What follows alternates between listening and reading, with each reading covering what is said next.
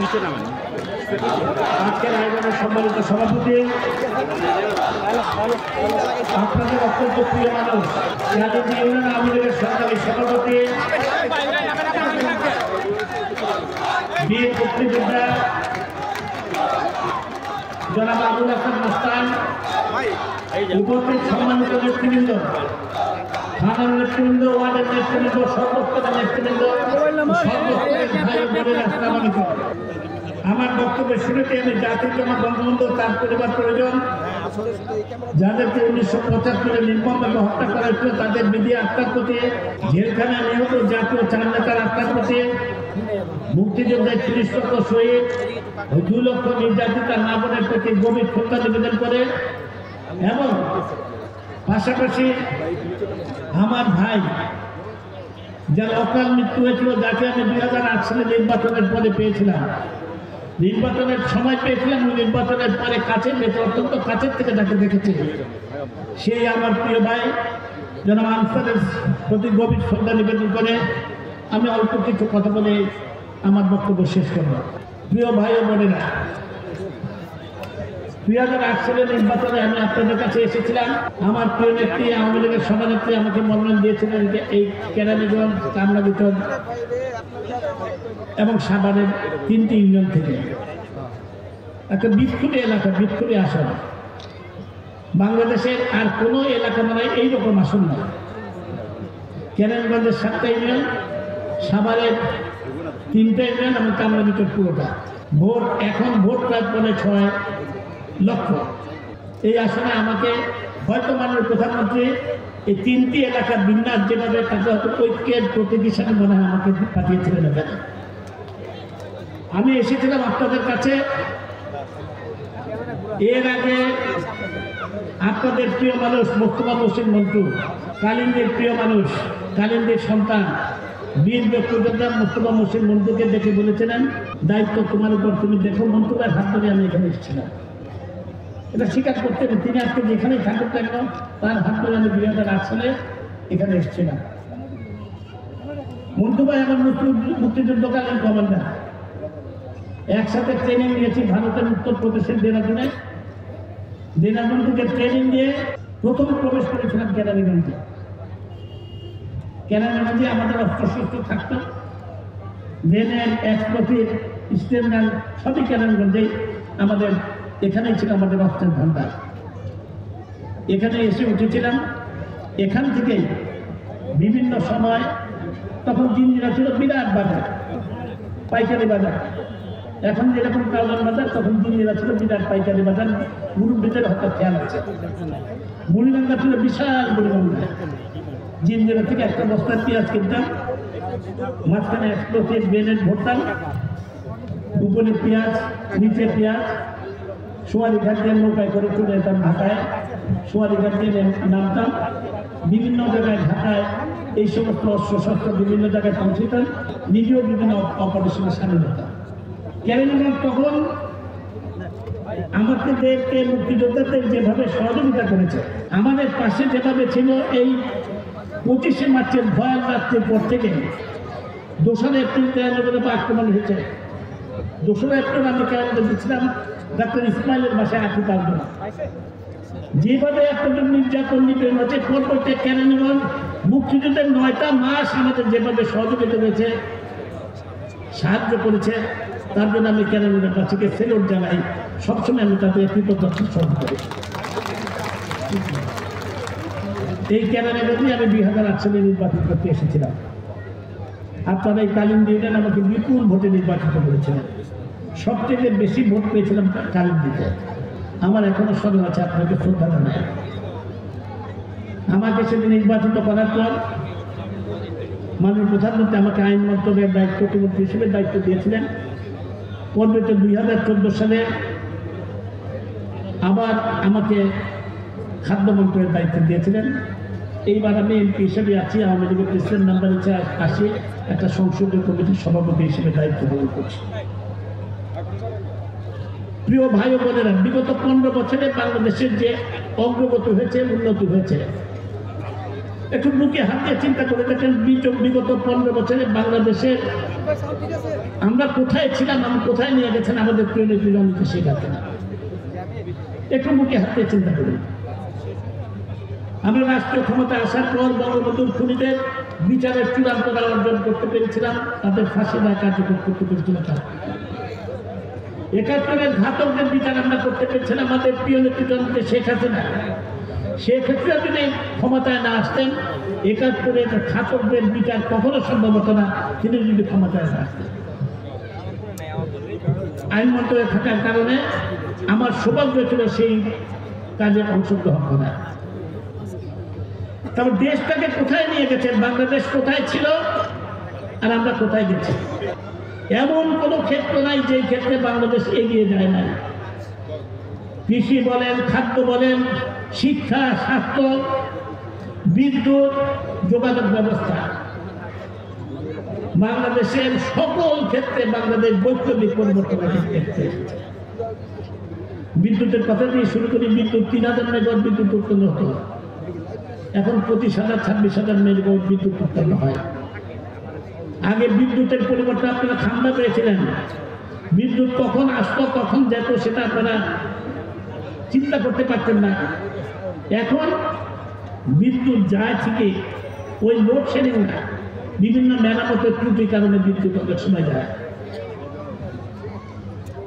আজকে খাদ্য বলেন, কৃষি বলেন, কৃষক সারের জন্য কৃষককে ত্রাণ দিতে হয়েছে খালেদা জিয়ার সময়।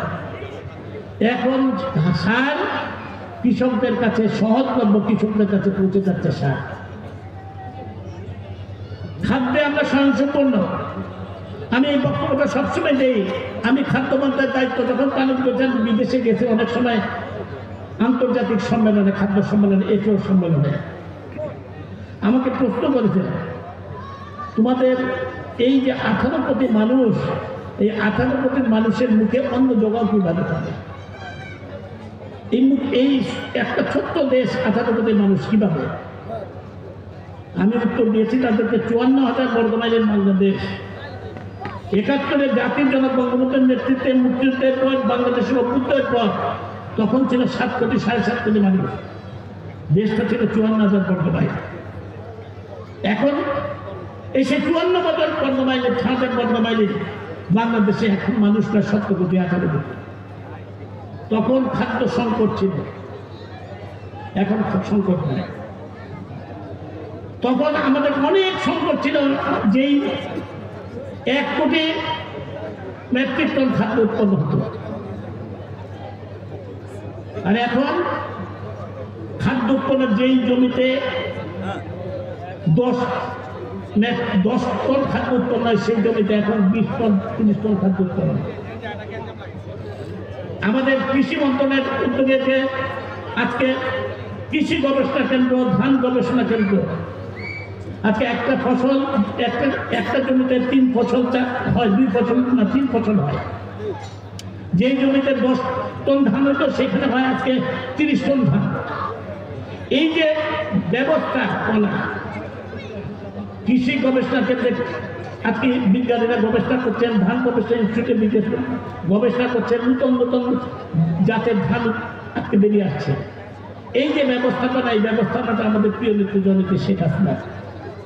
আমি তাদেরকে উত্তর দিয়েছি, আল্লাহর অশেষ মেহেরবানি, আল্লাহর সুশীতল হাত আমার প্রিয় নেত্রী জননেত্রীর মাথার উপর আছে বলেই আজকে তার পরিকল্পনায় বাংলাদেশের 18 কোটি মানুষের মুখে আজকে অন্ন জোগান হয়, কোনো সমস্যা হয় না।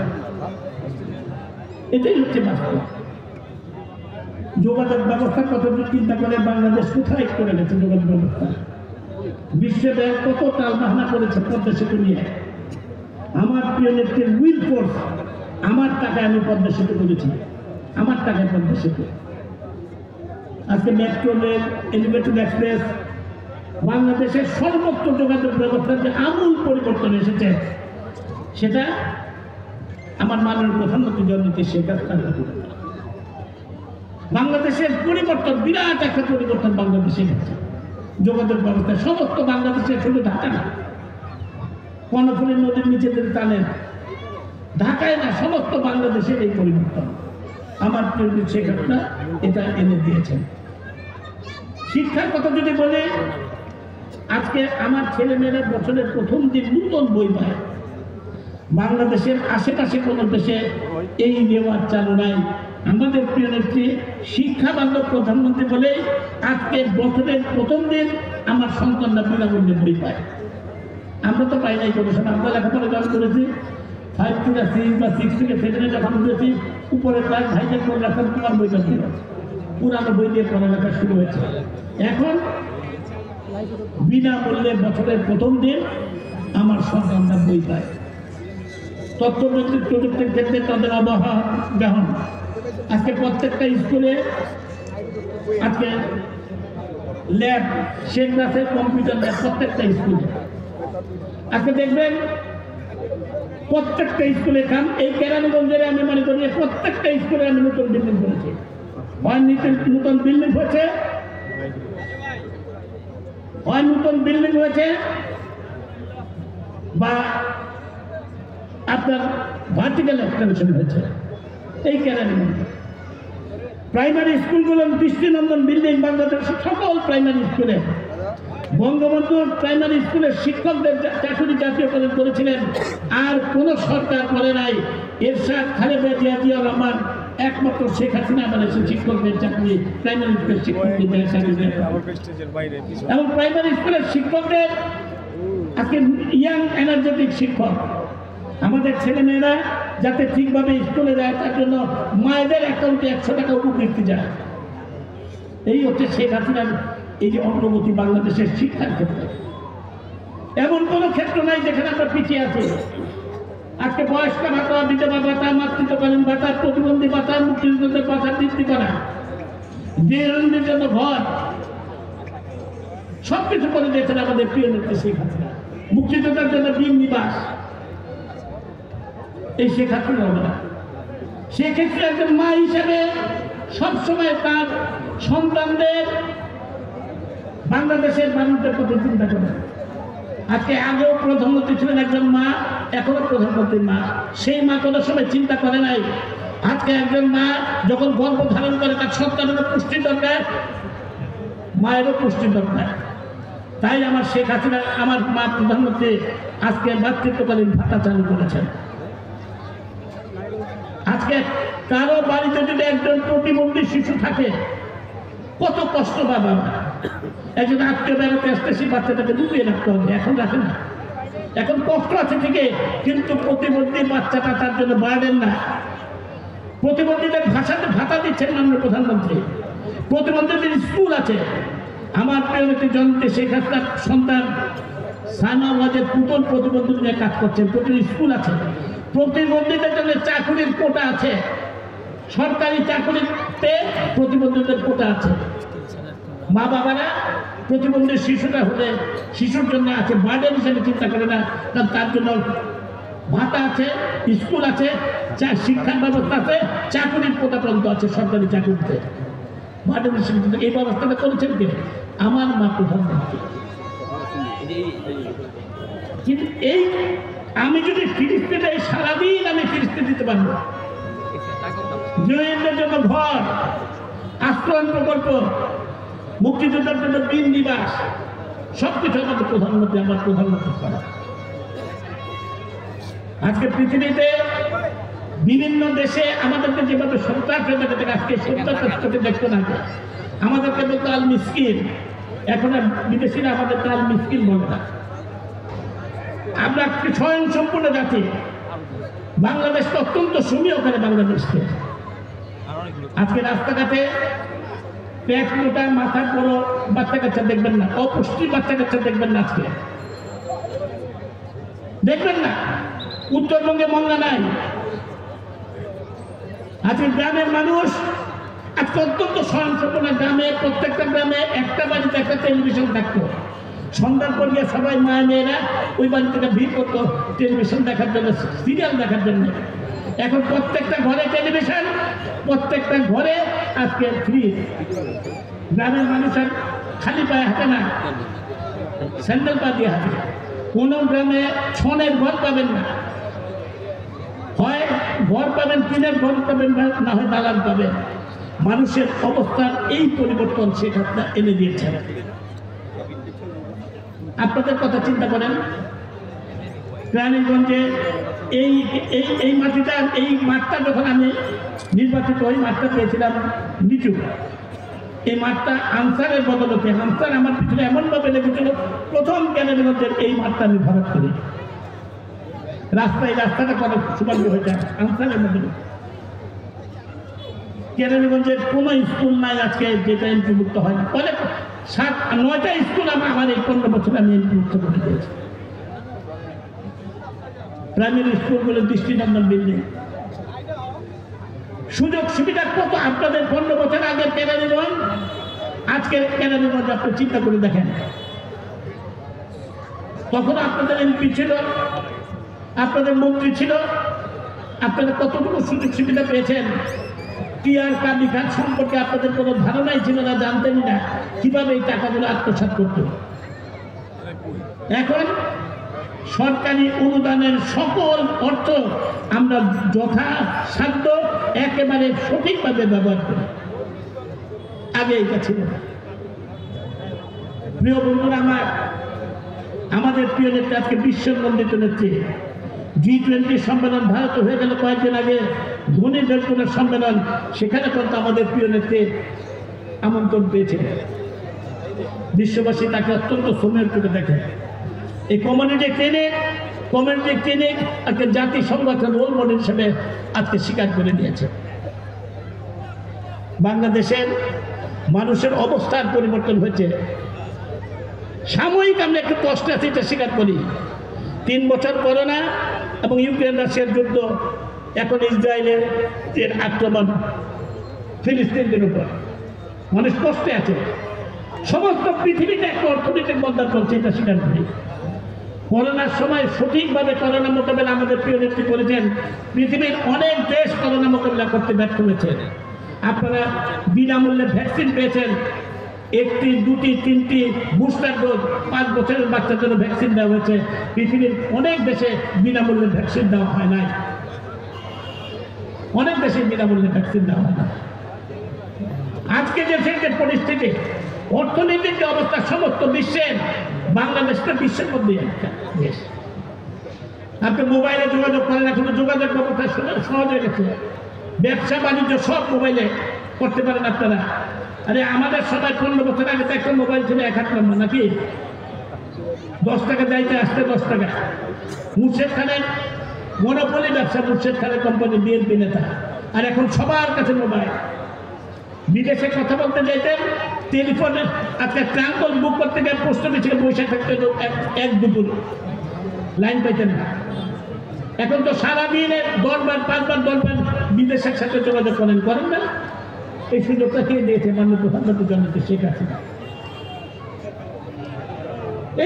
এই বাংলাদেশকে সকল ক্ষেত্রে বাংলাদেশকে নিয়ে যাওয়া, আজকে আমাদের যে উন্নয়ন অগ্রগতি, এই উন্নয়ন অগ্রগতির বিরুদ্ধে আজকে ষড়যন্ত্র চলছে। আমরা যারা 71 সালে যাদের বিরুদ্ধে আমরা যুদ্ধ করেছিলাম, সেই পাকিস্তানি হানাদার বিরুদ্ধে, তখন যারা আমাদের বিরুদ্ধে ছিল 71-এর সেই ঘাতক, তারা এখনো সেই শক্তি আমাদের বিরুদ্ধে আজকে ষড়যন্ত্র করছে। সেই 71-এর ঘাতকরা এবং তাদের বিদেশি দোসর সেই আমেরিকা, যারা নাকি বাংলাদেশে তখন 70 নৌবহর পাঠিয়েছিল, জাতির জনক বঙ্গবন্ধুর খুনি, যারা খুনি, তাদের সাথে যে বিদেশি শক্তি আঘাত করেছিল, সহযোগিতা করেছিল, তারাই কিন্তু এখনো আমাদের উন্নয়নের বিরুদ্ধে, অগ্রগতির বিরুদ্ধে ষড়যন্ত্র করছে। তারা গণতন্ত্রকে হত্যা করতে চাচ্ছে, দেশকে আবার পেছনের দিকে নিয়ে যেতে চাচ্ছে। আমরা যখন বলেছি, আমরা বাংলাদেশটাকে যখন ডিজিটাল বাংলাদেশ করেছি, আমরা যখন বলি স্মার্ট বাংলাদেশ, তখন তাদের নেতারা বলে টেক ব্যাক বাংলাদেশ। আমরা যখন বলি গো ফরওয়ার্ড বাংলাদেশ, দেশটাকে তারা পেছনের দিকে নিয়ে যেতে চায়, উন্নয়ন অগ্রগতিকে তারা থামিয়ে দিতে চায়। এরা ষড়যন্ত্র করছে, নির্বাচনকে বানচাল করার ষড়যন্ত্র করছে, গণতন্ত্রের ধারাকে, গণতান্ত্রিক ধারাকে ব্যাহত করার চেষ্টা করছে। এরা বাংলাদেশটাকে একটা অকার্যকর রাষ্ট্রে পরিণত করার চেষ্টা করছে। আজকে নির্বাচন, যথাসময়ে নির্বাচন হবে 7 তারিখ, জানুয়ারির 7 তারিখ,